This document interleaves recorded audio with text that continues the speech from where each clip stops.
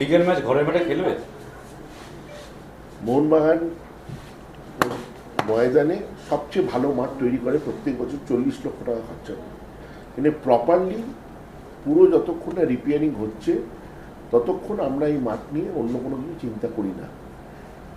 মোহনবাগান একমাত্র আইএসএল এর দল যারা নিজেদের মাঠে প্র্যাকটিস করে, অন্য কোনো বড় দল সিনিয়র টিম নিজের মাঠে প্র্যাকটিস করে না, কারণ তারা সেই মানের মাঠ তৈরি করতে পারে না যেটা মোহনবাগান তৈরি করে। মোহনবাগান কাছে সবচেয়ে গুরুত্বপূর্ণ হচ্ছে আইএসএল খেলা এবং চ্যাম্পিয়ন হওয়া। তো মোহনবাগান সেই দিকেই দেখছে। খেলা একটা আধটা হতেই পারে, কিন্তু যতক্ষণ না আমাদের মাঠ তৈরি হচ্ছে, আমাদের মাঠ প্রথম উদ্বোধন হবে 29শে জুলাই। মাঠ তৈরি হলে তারপরে আমরা দেখব। আইএফএর তরফ থেকে যদি কোনো আসে, তবে দুপুর 3টের সময় খেলা হলে আমরা পক্ষপাতী নই, কারণ দুপুর 3টের সময় 3.5 লোক হচ্ছে, তাতে কোনো মানুষও আসবে না এখানে ময়দানে। কেন কালকে আমি একটি বড় দলের খেলা দেখছিলাম ফুটেজ, তাতে দেখছিলাম লোক হয়নি। তারা জিতেছে, ডার্বিও জিতেছে, তারা তাও তো সেই অর্থে লোক আসছে না। আপনারা দেখছেন যে বাইরে বিরাট যে আগের মতো লাইন পড়েছিলাম, লাইন পড়ছে।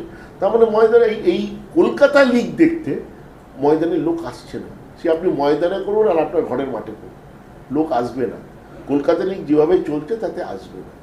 তো সেই জন্য কলকাতা লিগ যদি সঠিকভাবে হয় তখন সঠিকভাবে আমরা চিন্তা ভাবনা করব। সঠিকভাবে বলতে কি আপনি এখানটায় ধরুন, মানে আগে যেরকম বিদেশিরা খেলতেন, আপনি যখন পড়াশোনা করলেন, পরীক্ষা দিলেন, আপনি পরীক্ষায় ফার্স্ট হলেন, পুরস্কার নিতে আমি গেলাম, কত বড় হাস্যস্কর ব্যাপার। খেললেন আপনি, জিতলেন আপনি, ট্রফি পেলেন আপনি, পুরস্কার নিল কে না আমি। এটা হতে পারে? মানে আপনি কালকে এআইএফএফ এর এটা হতে পারে? অ্যাওয়ার্ডটা দিয়ে বলছেন আপনি? আজকে মোহনবাগান ডুরান্ড জিতলো, আইএসএল জিতলো, ইস্ট বেঙ্গল সুপার কাপ জিতলো, মোহামেডান আই লিগ জিতলো, ট্রফি নিতে গেল আইএফএ। যারা 11 বছর সন্তোষ ট্রফি পায়নি, 2 বছর কলঙ্কময় অধ্যায়, যে 2 বছর বাংলা কোয়ালিফাই করতে পারেনি, তারা কি হিসেবে ট্রফিটা নিল? তাদের তো কি বলা উচিত ছিল, মোহনবাগান, ইস্টবেঙ্গল, মোহামেডানের একজন করে প্রতিনিধিকে সাথে নিয়ে যাওয়া উচিত ছিল। আপনাদের জন্যে আইএফএ ট্রফিটা পাচ্ছে, কিন্তু অন্য 309টা ক্লাব আছে, 307টা ক্লাবের 6টা ক্লাবের জন্য পাইনি কিন্তু কালকের ট্রফিটা। কালকে কিন্তু এই 3টে ক্লাবের জন্য পেয়েছে। তাহলে এই 3টে ক্লাবের প্রতিনিধি থাকা উচিত ছিল কি ছিল না? তো তারা খালি ছবি করার জন্য আইএফএ করে, কাজ করার জন্য করে না। ওইটা নিয়ে, তাই জন্য এইটা সংক্রান্ত, আইএফএ সংক্রান্ত যত আপনারা প্রশ্ন কম করবেন, তত বাংলার ফুটবলের পক্ষে মঙ্গল।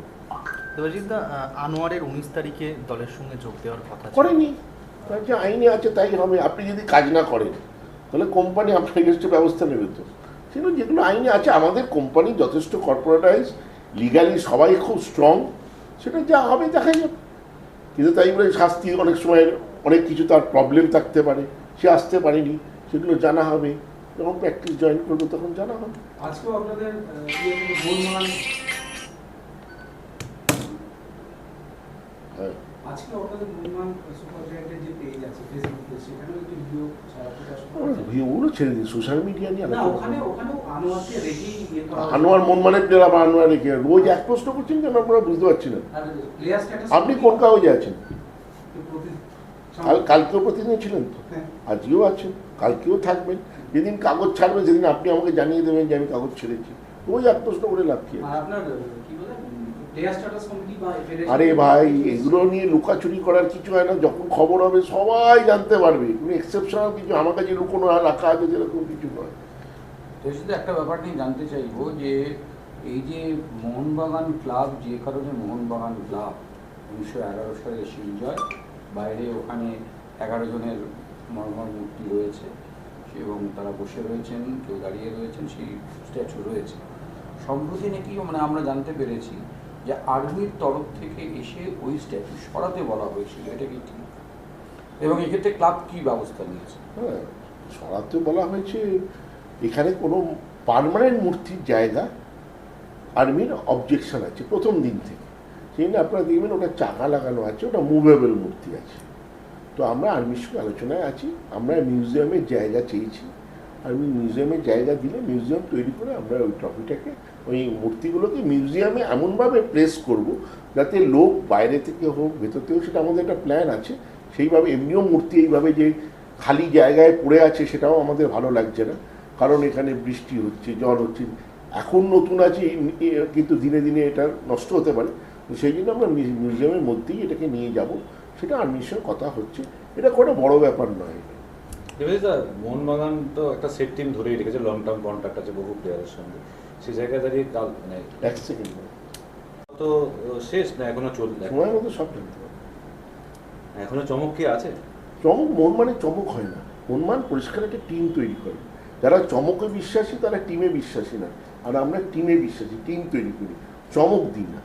না, দল গঠন দল গঠনের চমক হয় না, দল গঠন দল হয়। গঠন কি এখনো চলছে? সেটা প্রক্রিয়া? কোচের চিন্তা ভাবনার মধ্যে আছে, কোচ যেভাবে করবে সেভাবেই হবে।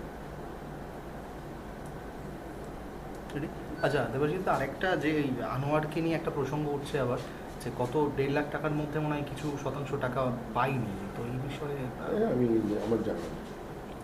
যা হবে প্লেয়ার স্ট্যাটাস কমিটিতে তো গেছে তো, কেউ পাওয়া না পাওয়া এখনকার দিনে তো আর ক্যাশে হয় না, সবটাই তো ব্যাংকে আছে, লুকোচুরির তো ব্যাপার হয় না, কিন্তু করবে প্লেয়ার স্ট্যাটাস কমিটি ডিসাইড করবে।